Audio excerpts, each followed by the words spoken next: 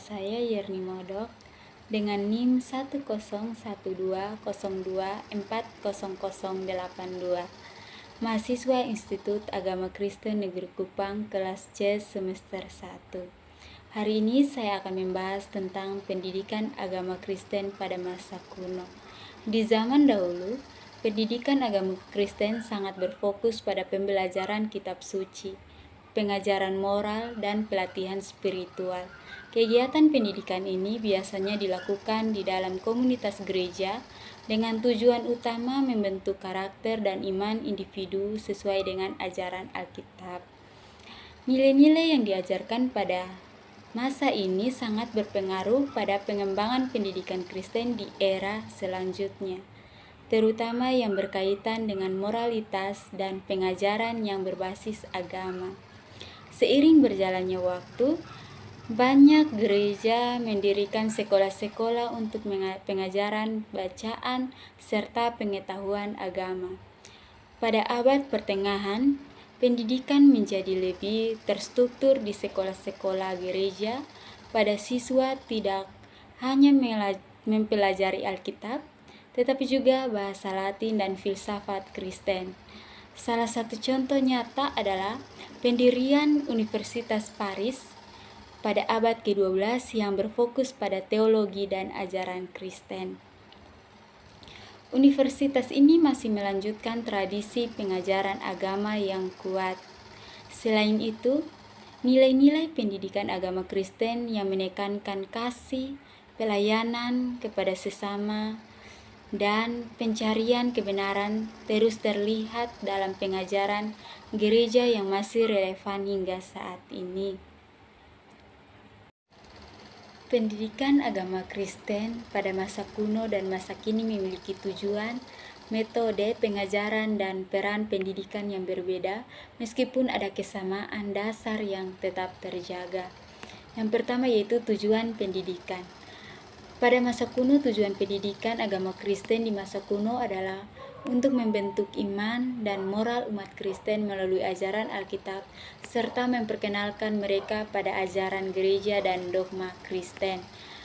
Sedangkan pada masa kini, tujuan pendidikan agama Kristen sekarang lebih luas, mencakup pengembangan spiritual, intelektual, dan sosial. Yang kedua yaitu metode pengajaran. Pada masa kuno, di masa kuno pendidikan agama Kristen seringkali dilakukan melalui pengajaran yang bersifat lisan dan berbasis pada tradisi gereja. Sedangkan pada masa kini, metode pengajaran sekarang lebih beragam, termasuk penggunaan teknologi, diskusi, dan pendekatan yang lebih interaktif. Yang ketiga yaitu peran pendidik. Pada masa kuno, pendidik pada masa kuno seperti pendeta atau imam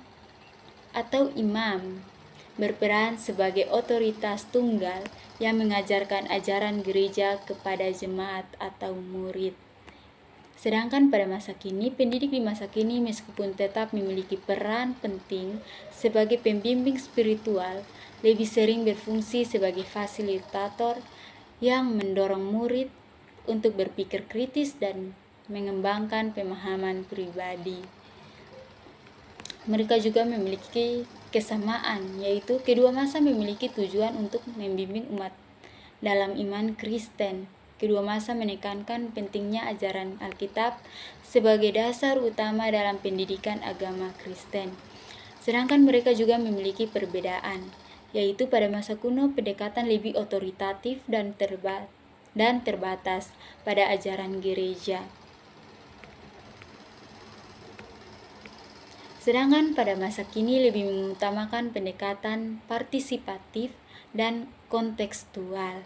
Pendidikan agama Kristen masa kini lebih berfokus pada pengembangan pribadi dan sosial, sementara pada masa kuno lebih berfokus pada doktrin dan ketundukan terhadap ajaran gereja.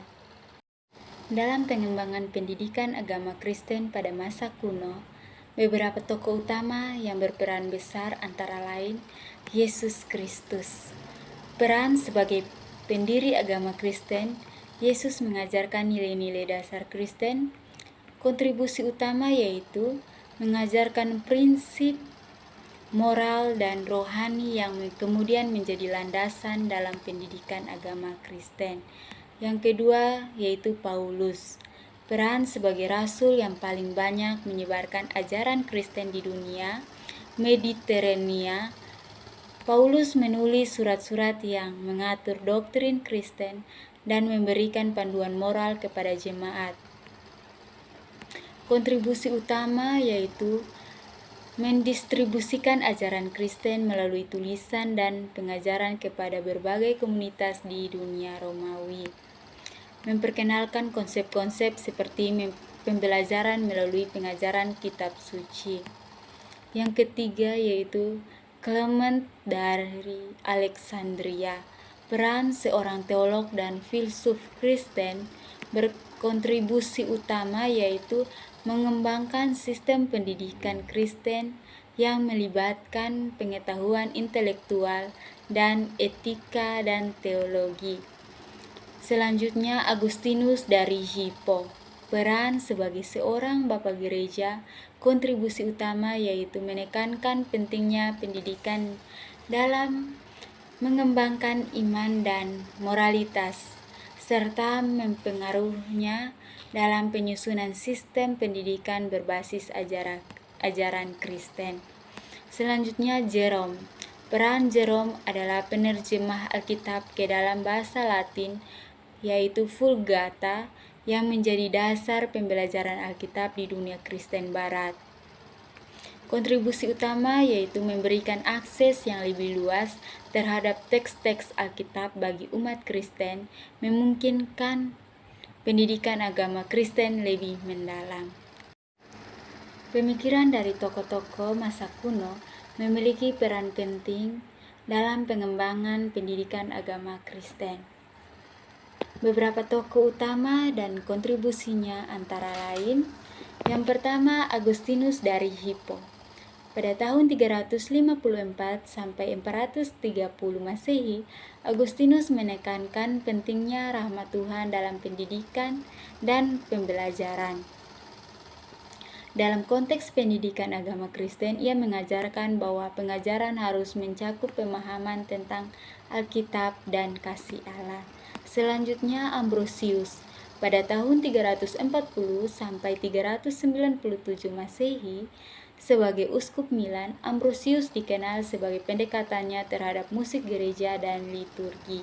Ia memperkenalkan himne dan pujian yang digunakan dalam ibadah Kristen, yang kemudian menjadi bagian penting dari pendidikan agama Kristen, terutama dalam pengajaran melalui musik dan pujian.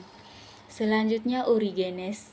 Pada tahun 185 sampai 253 Masehi, Origenes berkontribusi dengan memperkenalkan metode interpretasi Alkitab yang lebih mendalam dan simbolis.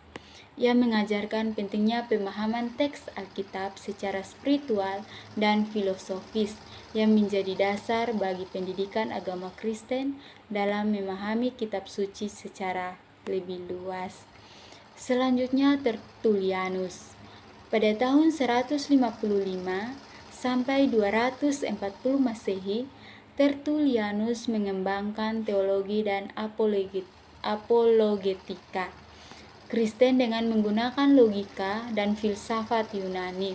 Pemikirannya tentang rasionalitas dan pembelaan terhadap iman Kristen menjadi landasan dalam pendidikan agama Kristen untuk mempertahankan dan mengembangkan ajaran iman melalui penalaran yang sistematis. Secara umum, tokoh-tokoh masa kuno ini berkontribusi pada pengembangan pendidikan agama Kristen dengan memperkenalkan pendekatan teologis, filosofis, dan liturgis yang membentuk cara pengajaran dan pemahaman ajaran Kristen di masa berikutnya. Sekian pembahasan tentang pendidikan agama Kristen pada masa kuno dan masa kini. Terima kasih. Sampai jumpa.